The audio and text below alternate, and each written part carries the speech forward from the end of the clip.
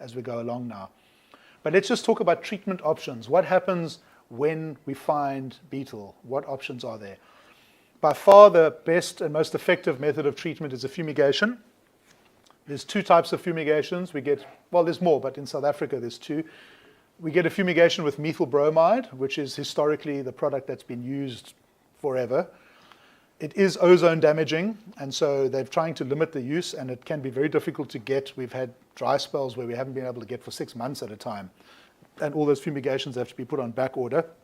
And then you also get a gas called Profume or Vicane, which some companies are using in Cape Town, but there's big problems with it. It is so penetrative that you've got to cover the whole house with a tarpaulin to do it properly.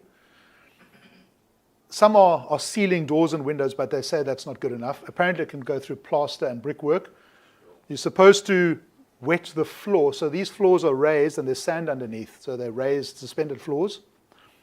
The sand's got to be wet underneath to prevent the gas from escaping, and on the outside of the property.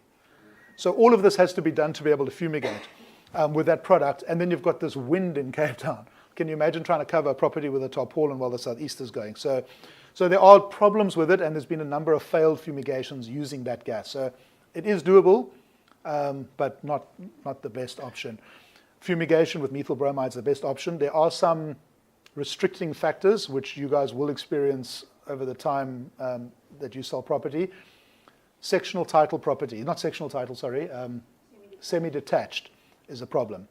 You cannot fumigate one property if there's another property with a common wall unless those tenants move out.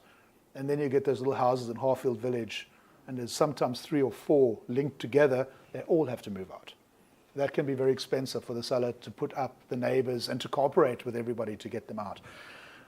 We have had 4 houses all move out at once for fumigation once, but it's only been agreed upon once because the opposite corner was an Airbnb and he gave all his neighbors a very good rate. Okay, so that is something that draws it back. If you're interested, you can go and look on Carte Blanche on YouTube.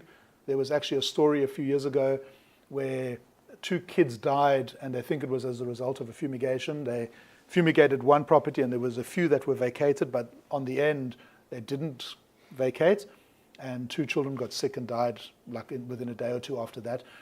Because the gas moves from a high to low concentration, you just need one pipe with your aerial cable for your TV, for example, looping from one flat to another to do that.